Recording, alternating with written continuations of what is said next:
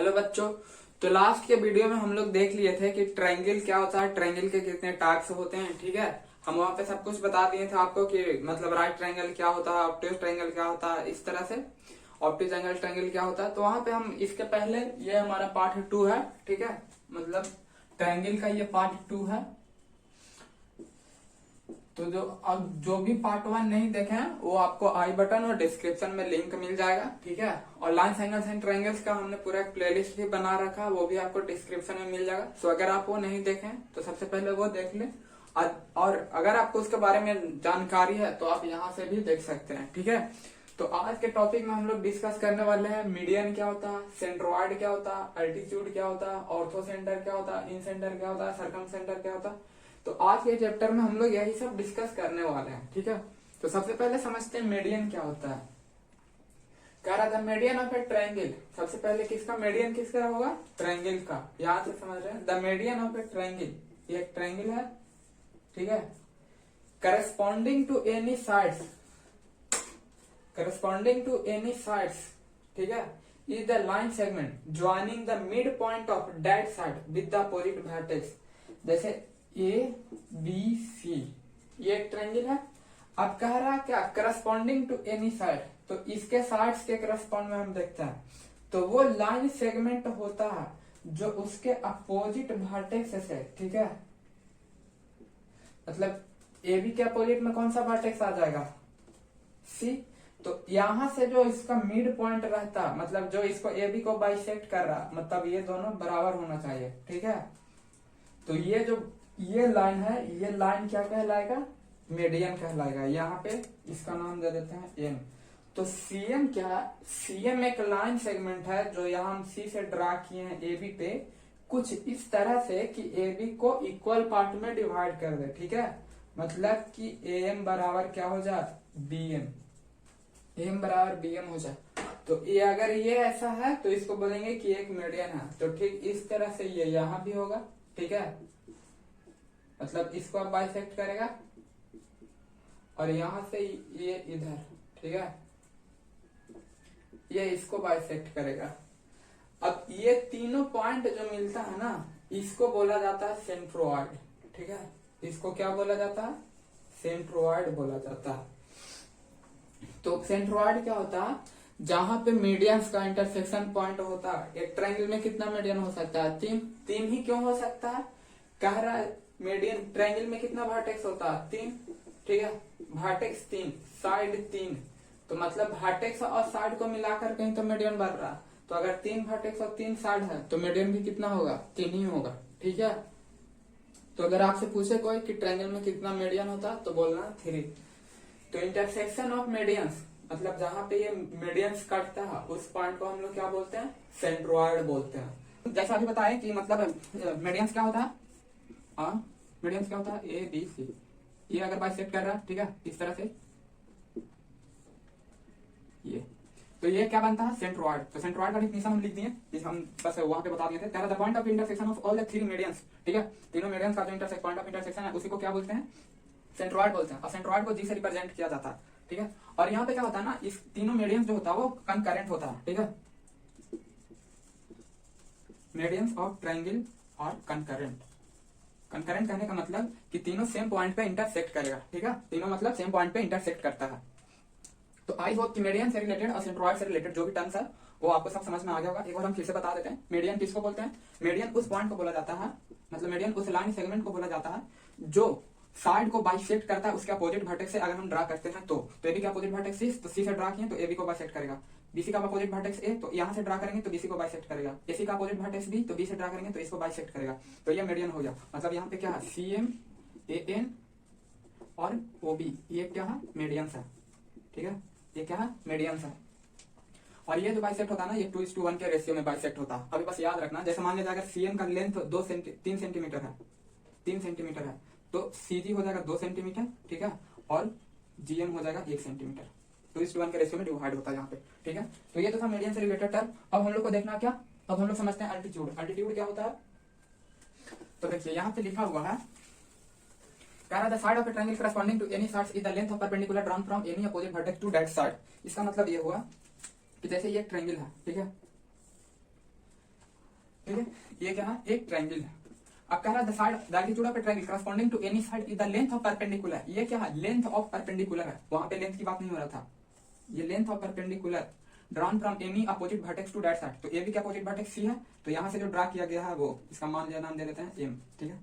इस तरह से ये ए एम, ठीक है।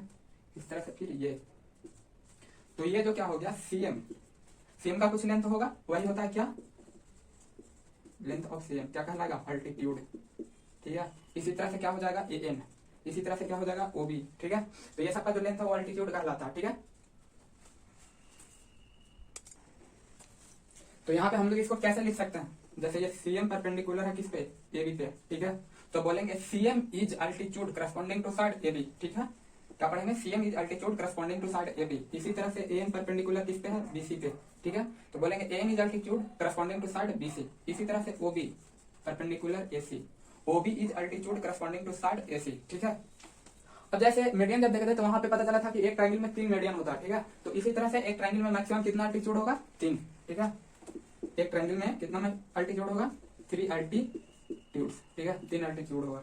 अब समझते हैं कि जब जैसे मीडियन जब इंटरसेक्ट कर रहा था तो उसको हम लोग सेंट्रोइड बोल रहे थे। तो क्या अल्टीट्यूड जहां पे इंटरसेक्ट करता है उसको भी कुछ बोलते हैं, तो इसको बोला जाता है ऑर्थो सेंटर, जिसको हम लोग एच से रिप्रेजेंट करते हैं, ऑर्थो सेंटर, ठीक है। ऑर्थो सेंटर का डिफिनेशन क्या हो जाएगा, the intersection points of all the altitudes, ठीक है। क्या हो जाएगा डिफिनेशन, द इंटरसेक्शन, ये क्या है, तीनों लाइन यहाँ पे कट रहा है, the intersection points of all the altitudes, ठीक है, इट्स कॉल्ड ऑर्थो सेंटर।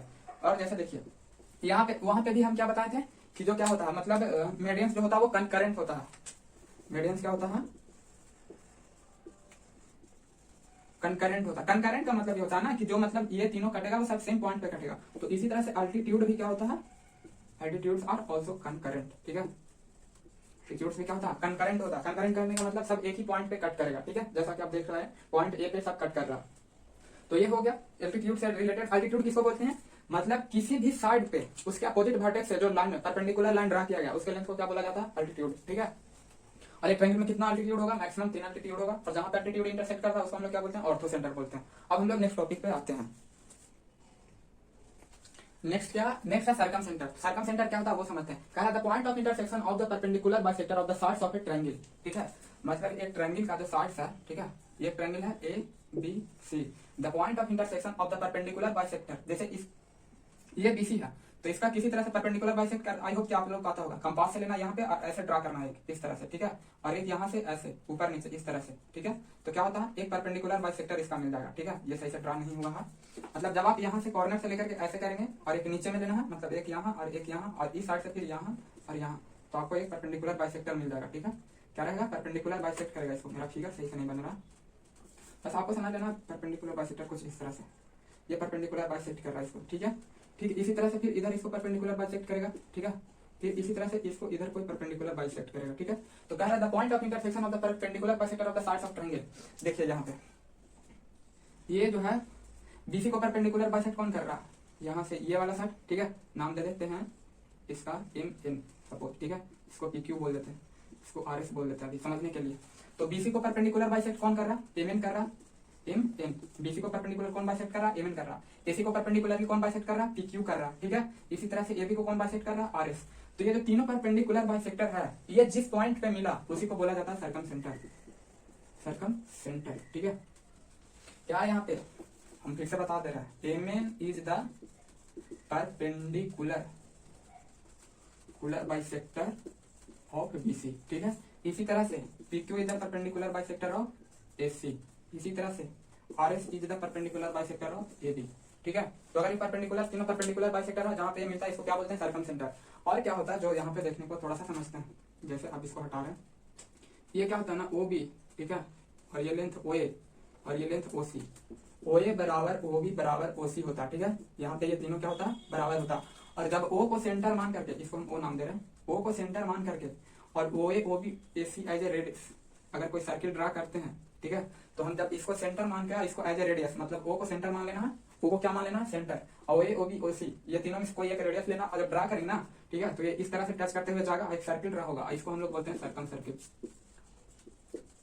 ठीक है। इसको क्या बोलते हैं हम लोग, सर्कम सर्किल। और किसी भी सर्किल का सेंटर क्या कहलाएगा, सर्कम, जैसे ये सर्किल का सेंटर, तो ये सर्कम सर्किल है तो इसका सेंटर सर्कम सेंटर हो जाएगा। ठीक है, तो ये समझना था सर्कम सेंटर क्या होता है कि मतलब ट्राइंगल के साइड्स को जो परपेंडिकुलरली बाइसेक्ट करेगा और जहां पे मिलेगा वो क्या कहलाता है सर्कम सेंटर। और ओए बराबर ओबी बराबर ओसी होता है, और जब ओ एज ए सेंटर एंड ओए या ओबी या ओसी एज ए रेडियस लेकर के हम ड्रा करेंगे तो यहाँ पे कंप्लीट सर्किल बनता है, और उस सर्किल को हम लोग क्या बोलते हैं सर्कम सर्किल। आई होप कि आप किसी को कोई डाउट नहीं रहा होगा इससे रिलेटेड। तो अब हम लोग इन सेंटर को समझते हैं। कह रहा the point of intersection of the internal bisector of the angles of a triangle. कहने का मतलब ये बोल रहा है कि हम एक ट्रायंगल ड्रा किए हैं, ठीक है, ए बी सी एक ट्रायंगल है, और इसका जो इंटरनल एंगल बाइसेक्टर होगा, ठीक है, एंगल बाइसेक्टर, ठीक है, इस तरह से ये क्या है एंगल बाइसेक्टर ही तो है, यहाँ पे ये क्या है एंगल बाइसेक्टर है। तो ये जो पॉइंट है इसको बोला जाता है इन सेंटर, ठीक है, इसको हम लोग क्या बोलते हैं इन सेंटर। उसको क्या बोल रहे थे सर्कम सेंटर, इसको क्या बोल रहे हैं इन सेंटर। तो ये थोड़ा सा इसे सोच सकते हैं, अगर ये इन सेंटर है तो यहाँ पे जो सर्किल बनेगा उसको हम लोग क्या बोलेंगे इन सर्किल बोलेंगे, क्योंकि वहां पे अगर सेंटर बन रहा था उसको हम लोग सर्कम सेंटर बोल रहे थे। अभी सर्कम सेंटर बोल रहे थे तो यहाँ पे क्या बनेगा सर्कम सर्किल, वहां पे सर्कम सर्किल बना तो यहाँ पे इन सेंटर है तो इन सर्किल बनेगा। अब जैसे क्या होता है ना, ये इन सेंटर को आई से रिप्रेजेंट करते हैं, तो आई को एज ए सेंटर, ठीक है, आई को क्या कंसीडर करके चलना एज ए सेंटर कंसीडर करना है, और आई बी या आई ए या आई सी एज ए रेडियस अगर कंसीडर करके हम एक लाइन ड्रा करते हैं तो यहाँ पे एक सर्किल बनता है कुछ इस तरह से। नहीं, इसको एज ए रेडियस नहीं कंसीडर करना है, मतलब ये जो है इसको, तो यहाँ पे ये एक सर्किल बनता है ऐसे। फिगर सही से नहीं बना मेरा, अब फिगर में थोड़ा मेरा दिक्कत होता रहता है।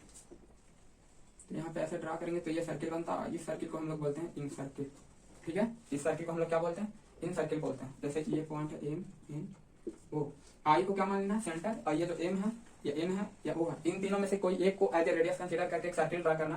तो यहाँ पे जो सर्किल बनेगा उसको हम लोग बोलेंगे इन सर्किल, ठीक है। अब आई होप कि इससे कोई प्रॉब्लम नहीं होगा। इन सेंटर किसको बोलेंगे, सबसे पहले क्या होना चाहिए एंगल बाइसेक्टर का इंटरसेक्शन पॉइंट होना चाहिए। इन सेंटर के लिए क्या एंगल बाइसेक्टर का इंटरसेक्शन पॉइंट होना चाहिए, तो उसको बोलेंगे हम लोग इन सेंटर। और इसको एज ए सेंटर और ये आई ओ या आई एम या I N as a radius consider करके हम एक सर्किल ड्रा करेंगे तो उसको बोलेंगे इन सर्किल।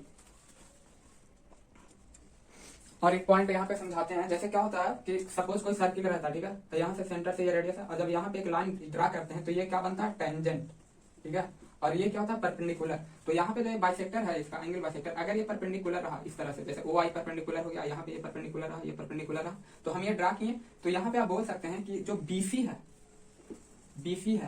एसी है और ए बी है, ये सब क्या है आर टेंजेंट्स, क्या हो जाएगा टेंजेंट्स ऑफ इन सर्किल, ठीक है, ये क्या हो जाएगा इन सर्किल का टेंजेंट हो जाएगा। होता क्या है, जब ये मतलब यहाँ पे जब सेंटर से हम क्या करते हैं ड्रा करते हैं कोई, जैसे यहाँ पे आएगा ये सर्कम सेंटर, यहाँ पे क्या है सर्कम सर्किल है, यहाँ पे सर्कम पे कोई पॉइंट को अगर टच करके एक लाइन जाता है, ठीक है, तो इसको क्या बोला जाता है टेंजेंट। तो इस तरह से ये आई बीसी पे परपेंडिकुलर है, ठीक है, परपेंडिकुलर कंसीडर करके चलते हैं। तो यहाँ पे सबसे पहले इसको सेंटर मान के सर्किल ड्रा किए, तो अगर ये परपेंडिकुलर है मतलब ये टेंजेंट का काम कर रहा है, ठीक है। तो आई होप कि आपको ये सब कुछ समझ में आ गया होगा। अगर अभी कोई डाउट है तो आप कमेंट में पूछ सकते हैं।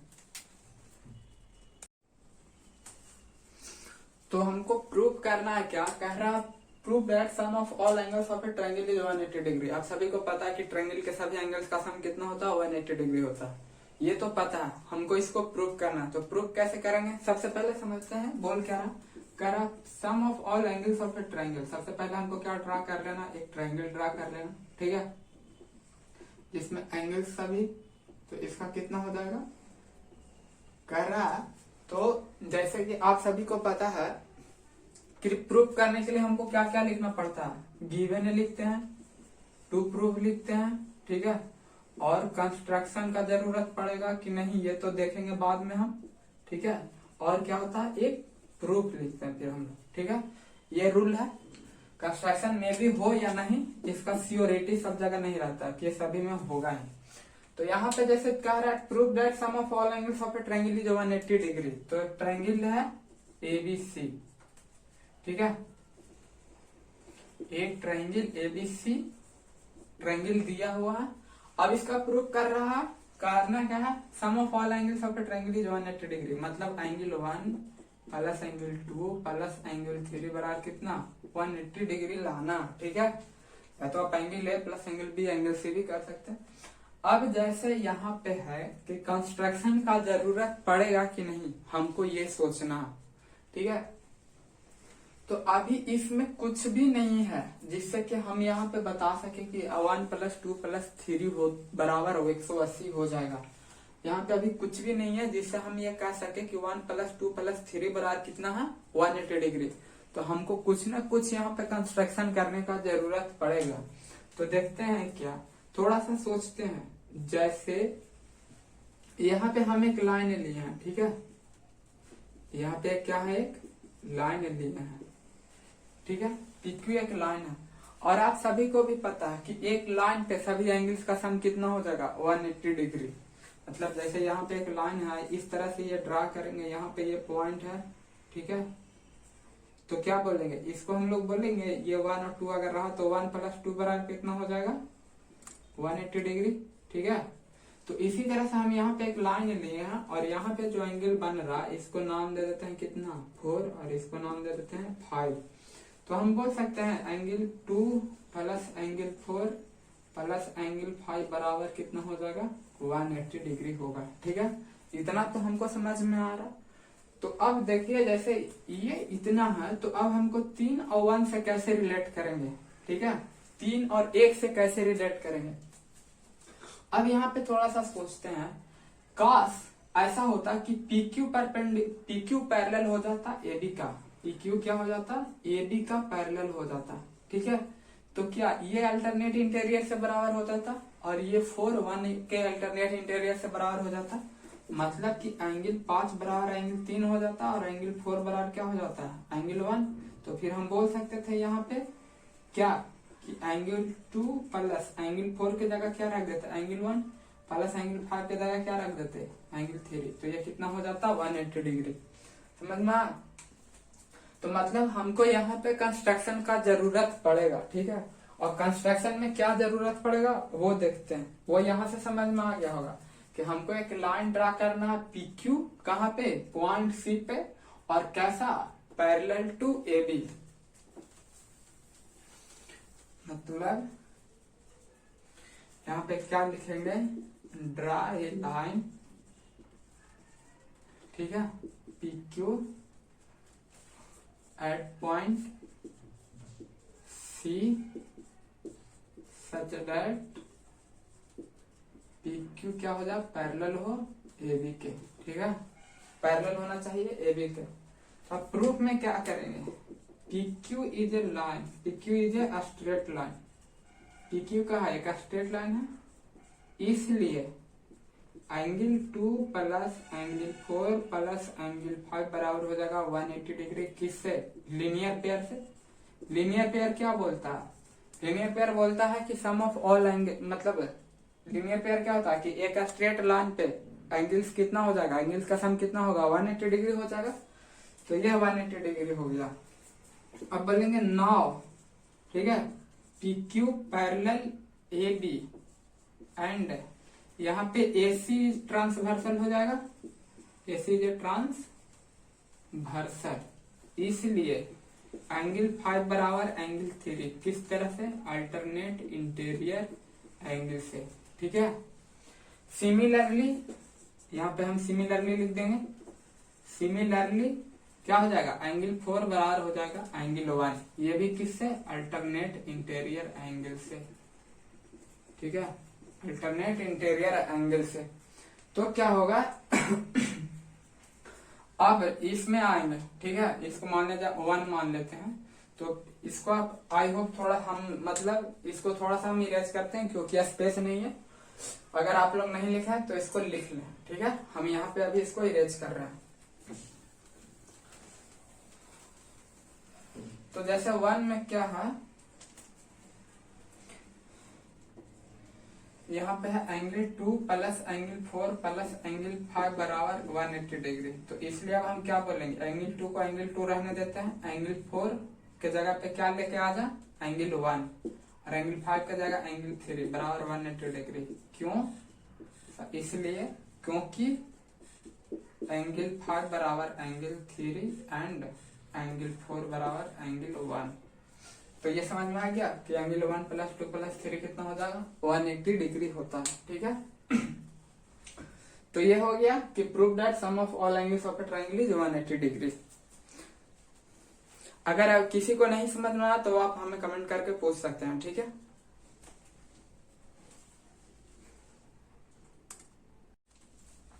और इस पे कुछ रिजल्ट भी मिलता है। जैसे यहाँ पे क्या है मतलब जैसे हमको पता है 3 तरह का एंगल होता है, एक्यूट एंगल होता है, ठीक है, ऑब्ट्यूज एंगल होता है, और एक क्या होता है, राइट एंगल होता है। तो आपसे ये पूछा जाएगा कि एक ट्रायंगल में कितना एक्यूट एंगल हो सकता है, मैक्सिमम कितना ऑब्ट्यूज एंगल हो सकता है, मैक्सिमम कितना राइट एंगल हो सकता है, ठीक है। तो एक एंगल में, एक ट्रायंगल में मैक्सिमम ऑब्ट्यूज एक्यूट एंगल कितना हो सकता है, मैक्सिमम 3 एक्यूट एंगल हो सकता है, ठीक है। ए triangle can have maximum 3 acute angle. Acute angle कैसे, एक्यूट एंगल क्या होता है, 0 से लेकर के 90 के बीच में। तो आप सभी को पता है, जैसे ये 60 डिग्री है, ये 50 डिग्री है, ये 70 डिग्री हो गया। तो ये देखिए तीनों क्या एक्यूट एंगल है। मतलब कि एक ट्रायंगल में मैक्सिमम कितना हो सकता है, एक्यूट एंगल कितना हो सकता है मैक्सिमम, तो 3 मैक्सिमम एक्यूट एंगल होगा, ठीक है। अब ऑब्ट्यूज एंगल कितना हो सकता है, ऑब्ट्यूज एंगल किसको बोलते हैं, 90 से बड़ा होना चाहिए। ऑब्ट्यूज एंगल क्या होना चाहिए, ग्रेटर देन 90 होना चाहिए। तो सोचिए अगर 90 भी हम रखते हैं, 2 ले लेते हैं, तो ये 2 ही मिला करके कितना हो जाएगा, 180 डिग्री हो जाएगा। मतलब ये कि एक ट्रायंगल में ऑब्ट्यूज एंगल मैक्सिमम कितना हो सकता है, 1, ठीक है। तो in a triangle there is only 1 obtuse angle, ठीक है। ऑब्ट्यूज एंगल कितना हो सकता है, सिर्फ 1 ऑब्ट्यूज एंगल होगा, ठीक है। और राइट एंगल कितना होगा, राइट एंगल कहने का मतलब 90 डिग्री, तो 90 डिग्री भी 1 होगा, ये 90 डिग्री होगा 1, अगर दूसरा लेंगे तो फिर तो वही हो जाएगा। तो मतलब राइट एंगल भी कितना होता है, 1 राइट एंगल होता है। और राइट एंगल ट्रायंगल में बाकी दोनों का सम जो होता है वो 90 डिग्री के बराबर होता है, ठीक है।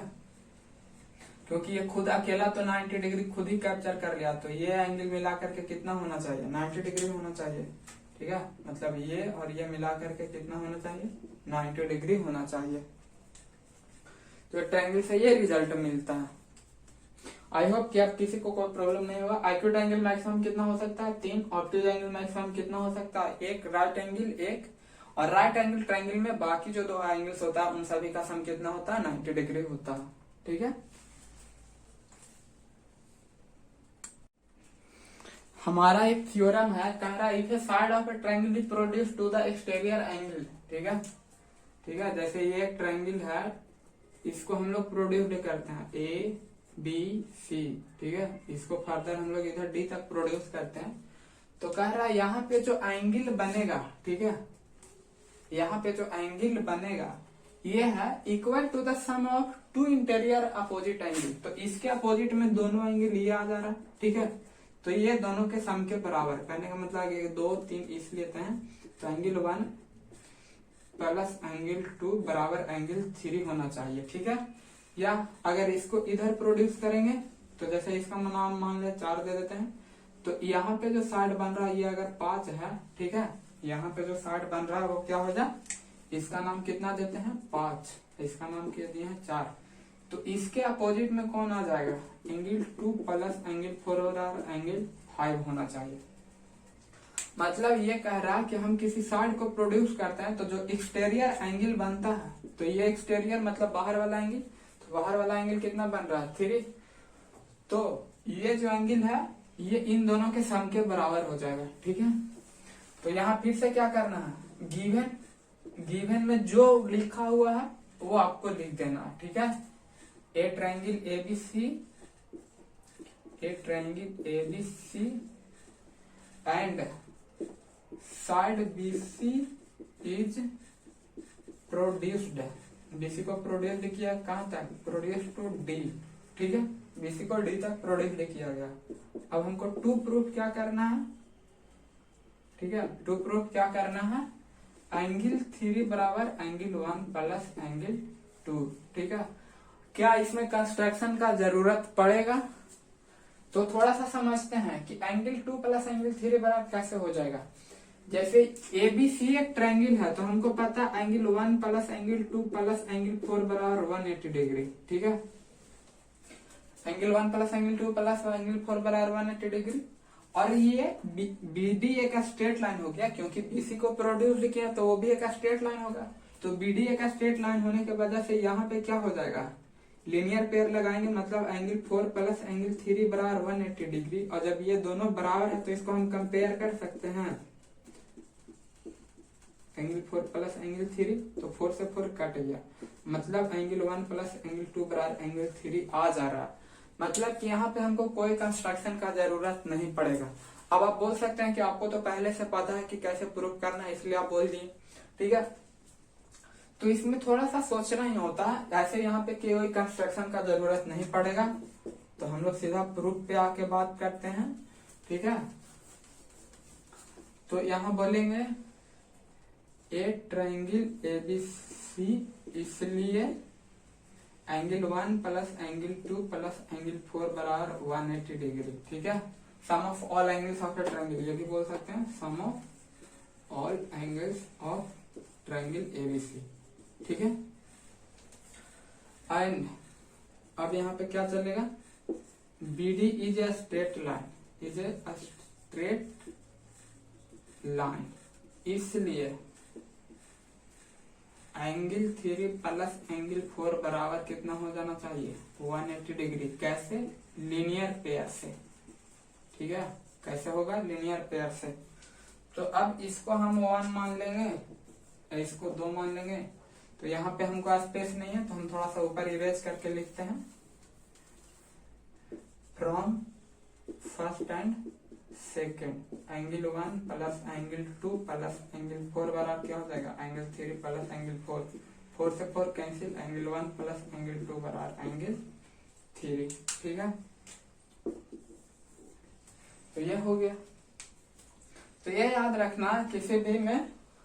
और यहाँ पे क्या होता है ना, आपको ये भी बताया जाएगा, जैसे ये तो अभी समझ में आया कि एंगल 1 प्लस एंगल 2 बराबर एंगल 3 होता है। तो बोला जाएगा ना कि जो एक्सटीरियर एंगल होता है वो इंटीरियर एंगल से बड़ा होता, इन दोनों से बड़ा होगा। मतलब सबसे पहले प्रूफ लिख लें, फिर हम इस पे बात करते हैं।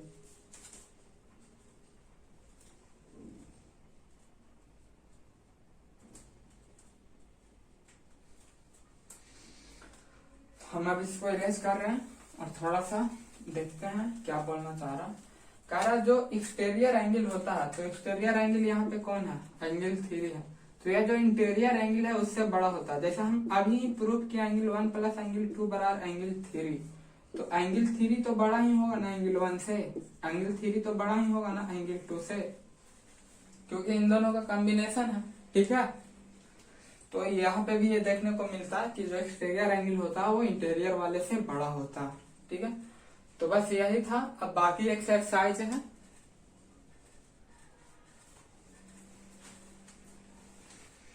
तो बच्चों आप हमें कमेंट करके बताएं कि क्या आपको जो यहाँ बताया जा रहा है वो सभी समझ में आ रहा है, ठीक है। अगर नहीं आता है, कहीं पे डाउट है, तो आप हमें कमेंट में पूछ सकते हैं।